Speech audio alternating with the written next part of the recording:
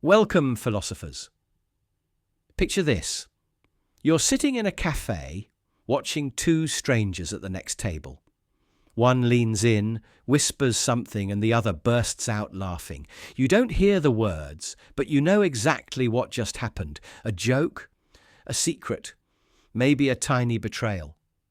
How do you know? Because without thinking, your brain has slipped into theirs.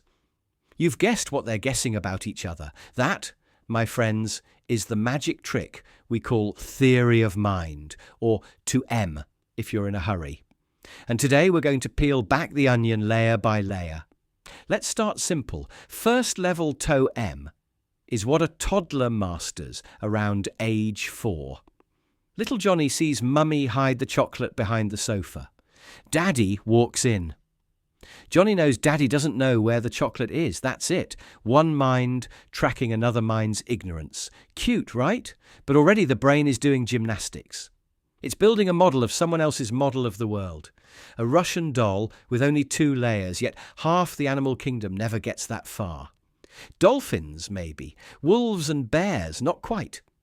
Now, click the doll shut and pop another inside. Second level ToM. Johnny now believes that Mummy believes Daddy is too lazy to look behind the sofa. 3 minds in play. Johnny's, Mummy's and Daddy's. This is where office politics begin. This is where Shakespeare starts scribbling. Iago thinks Othello thinks Desdemona loves Cassio.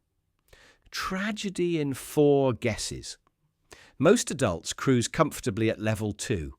We flatter, we manipulate, we send passive-aggressive birthday cards, all because we can nest one belief inside another like a smug matryoshka salesman. But the doll set doesn't stop. Third level ToM.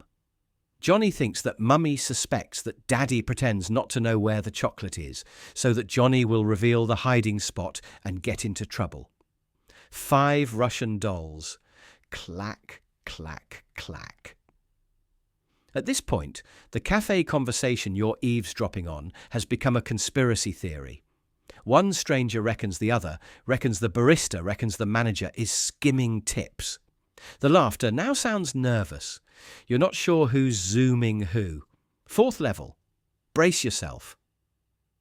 Johnny believes that Mummy believes that Daddy suspects that Johnny has already eaten half the chocolate and is framing the dog.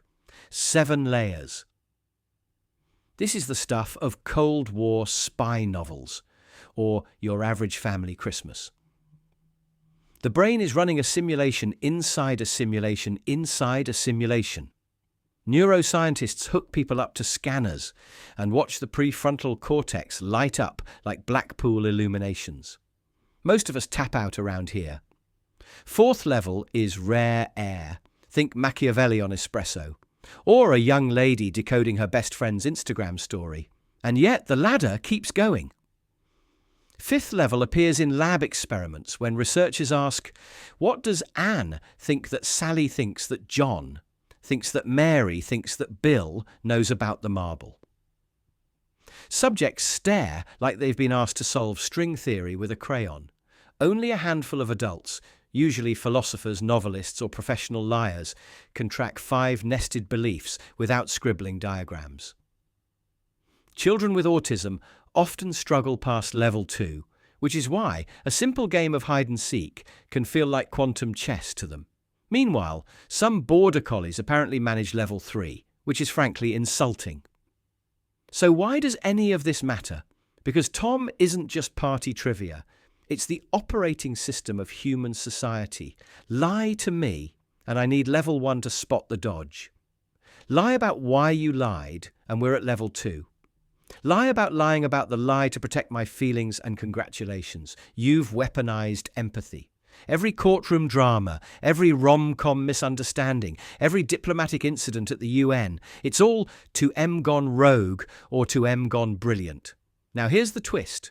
What happens when the mind you're modelling isn't human? You yell at Siri for mishearing you. That's level 1. You ascribe ignorance to a cloud of code. You apologise to your car for scratching it. Level 2. You believe the car feels betrayed. Some of us negotiate with slot machines. Level 3. The machine wants to tease us before the jackpot. Entire religions have been built on fifth-level ToM. The gods know that we know that we secretly doubt their existence, yet they love us anyway. The dolls multiply until the cosmos itself becomes one giant nesting headache. And then there's the mirror. Self-ToM. What do I think that I think about what you think I think? Try that at 2 a.m. and you'll wake the neighbours with existential screaming. Philosophers call it the problem of other minds. Young people will call it Sunday night. The higher you climb the ToM ladder, the more you risk disappearing up your own beliefs. Novelists like Virginia Woolf surf level 5 just to write a single dinner party scene. The rest of us watch a series and call it character development. But here's the good news. You don't need a PhD to level up.